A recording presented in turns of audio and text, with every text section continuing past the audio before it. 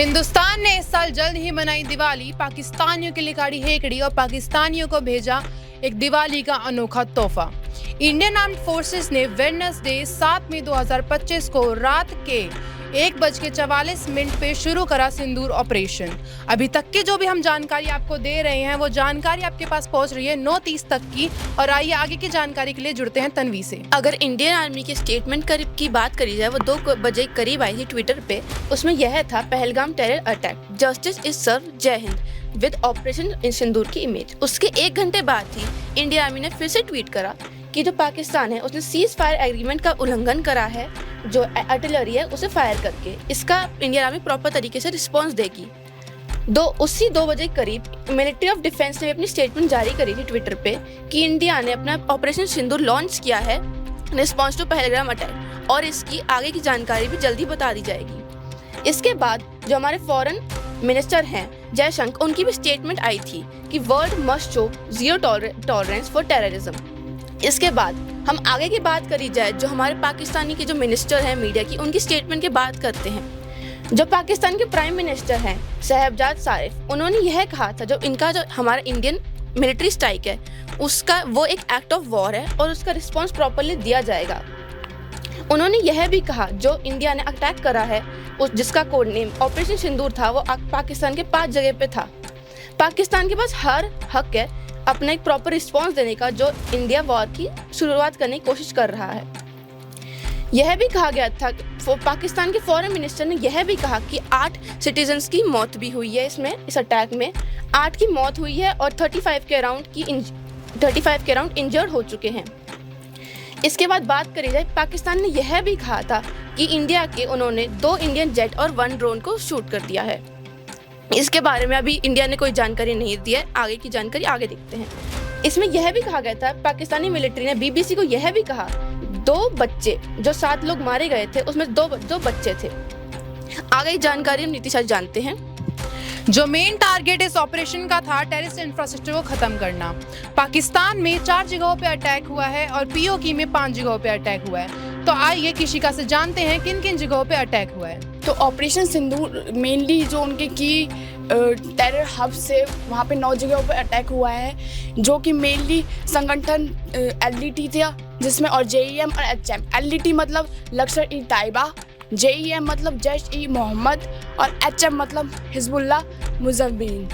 इसको मैं आगे एलईटी यूज़ करूँगी तो समझ जाना। तो हमारा जो पहला जगह था जहाँ पे अटैक हुआ है वो है मरकज़ सुबहान अल्लाह, जो कि भावलपुर में है, और ये मेनली लिंक्ड और कंट्रोल किया जाता था जेईएम के द्वारा। ये मेनली लोकेटेड है साउथर्न पंजाब में, और ये एक सेंट्रल कमांड प्रोवाइड करता था जेईएम को और उसके ऑर्गेनाइजेशन को, और जिसको लीड करते थे मसूद अशर। ये जो ग्रुप है वो हाई प्रोफाइल जो कि अटैक हुए हैं इंडिया में उसमें लिंक्ड है। जैसे कि ये जो एरिया है, जो ये कैंप है, ये मेनली जो सर्वाइवल हाई प्रोफाइल अटैक्स हुए हैं इंडिया में उसमें लिंक है। जिसमें से सबसे पहला है 2001 का जो अटैक हुआ है वो ये इसमें भी लिंक्ड है। जो दूसरा पार्लियामेंट में हुआ ये इसमें भी लिंक्ड है, और जो तीसरा 2019 में पुलवामा अटैक बॉम्बिंग हुआ है उसमें भी लिंक्ड है। जो हमारा सेकंड है वो है मरकज़ तैयबा मुर्दिल। ये मरकज़ तैयबा मुर्दिल जो है हमारा, ये मेनली ऑपरेटेड और लिंक्ड किया जाता था एलईटी के द्वारा। ये जो है ये एक सेंटर प्रोवाइड करता था एलईटी को और उसकी ऑर्गेनाइजेशन को, और ये उसे complex horse training ground provide करता था और लॉजिस्टिकल फैसिलिटी प्रोवाइड करता था। जो हमारा तीसरा सर्जल तहरा कलाना है, ये जेईएम के द्वारा ऑपरेट किया जाता था, लिंक उससे था, उसकी ऑर्गेनाइजेशन से था, और ये लाइन ऑफ कंट्रोल और इंटरनेशनल बॉर्डर के पास है, और ये एक फ्रीक्वेंटली एंट्री पॉइंट प्रोवाइड करता था टेररिस्ट को और मिलिट्रीज को, ताकि वो इंडियन टेरिटरी में घुस सके।